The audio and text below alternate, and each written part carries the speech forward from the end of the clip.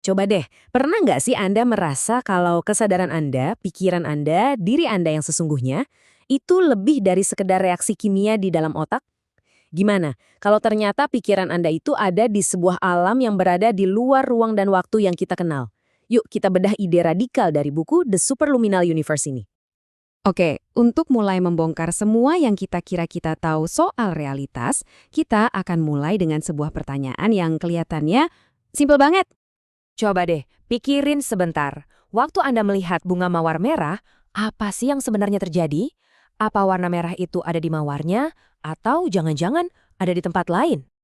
Jadi gini, fisika itu bisa ngejelasin seluruh prosesnya sampai sinyal listrik nyampe ke bagian otak Anda yang memproses penglihatan. Tapi, nah disitulah penjelasannya mentok.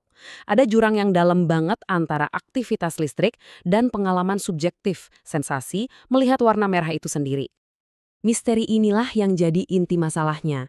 Pengalaman sadar kita, melihat merah, merasakan hangat, dengerin musik, itu semua kayaknya ada di luar jangkauan sains fisik.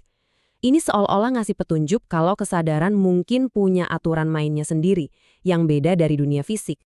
Nah, yang bikin makin seru, di abad ke-20 ternyata fisika sendiri mulai menemukan retakan-retakan besar di fondasi realitas yang selama ini kita pahami. Bayangin deh, dalam waktu kurang dari 30 tahun, pemahaman kita yang klasik dan rapi soal alam semesta itu langsung ambruk. Einstein unjukin kalau waktu itu relatif, de Broglie nemuin materi bisa jadi gelombang, dan Heisenberg buktiin kalau tindakan mengamati itu sendiri bisa mengubah kenyataan. Tiba-tiba aja, realitas jadi jauh lebih aneh, lebih cair, dan lebih misterius dari yang pernah kita bayangin. Jadi, poin kuncinya adalah kita pindah dari alam semesta yang kayak mesin jam yang bisa diprediksi ke alam semesta yang lebih mirip, ya katakanlah, awan kemungkinan yang baru jadi nyata pas kita lihat. Pergeseran ini benar-benar fundamental, dan ini membuka pintu buat ide-ide yang jauh lebih radikal lagi. Oke, jadi jelas ya, realitas itu nggak sesederhana kelihatannya. Dan untuk memecahkan teka-teki kesadaran kita butuh satu petunjuk lagi. Sebuah konsep yang mendobrak batas kecepatan paling mutlak di alam semesta. Konsep tachyon ini loh, lahirnya langsung dari matematika teori relativitasnya Einstein. Kalau partikel ini beneran ada, mereka bakal hidup di alam semesta di mana sebab dan akibat bisa terbalik dan waktu berjalan dengan cara yang sangat-sangat berbeda. Jadi, fisika teoretis ini menunjukkan ada 3 kemungkinan dunia atau ranah eksistensi yang semuanya ditentukan oleh kecepatan cahaya. Kita dan semua materi normal hidup di ranah subluminal, lebih lambat dari cahaya.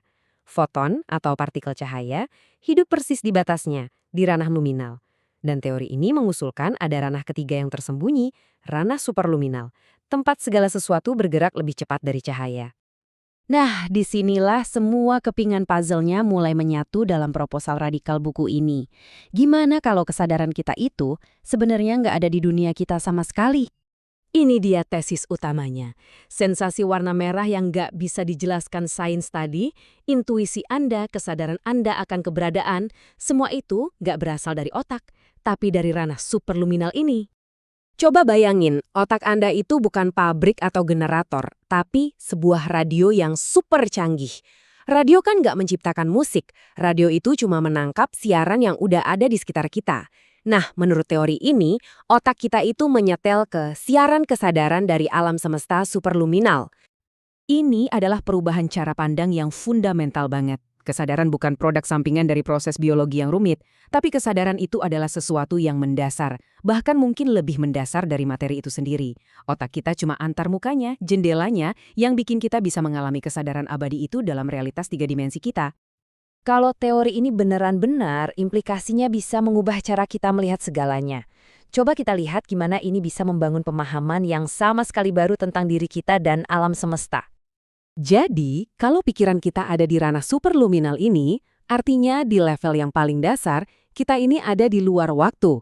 Ini berarti aliran waktu yang kita rasakan, dari masa lalu ke sekarang ke masa depan, itu cuma konstruksi, sebuah ilusi yang diciptakan otak subluminal kita untuk bisa mencerna informasi abadi itu. Artinya semua yang pernah terjadi dan semua yang akan terjadi itu sudah ada secara bersamaan dalam satu kesatuan yang utuh. Seluruh kerangka berpikir yang menantang ini datangnya dari eksplorasi mendalam oleh Regis dan Brigitte Dutel, yang mencoba menjembatani jurang antara fisika, filsafat, dan pengalaman sadar kita. Nah, ini pertanyaan terakhir buat kita renungkan bareng-bareng. Kalau diri Anda yang sejati itu nggak terikat oleh waktu, nggak dibatasi oleh otak fisik Anda, lalu apa artinya menjadi manusia? Mungkin saja, kita ini adalah makhluk abadi yang cuma sedang bermimpi tentang waktu.